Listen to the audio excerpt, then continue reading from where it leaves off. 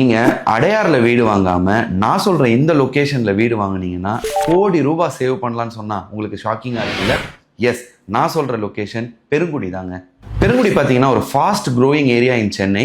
அது மட்டும் இல்லாமல் it has best connectivity to Velachery, Thiruvanmiyur, ECR and Adyar. அது மட்டும் இல்லாமல் when you compare the price with Adyar and Velachery, Perungudi கொஞ்சம் கம்மியாகவே இருக்குங்க.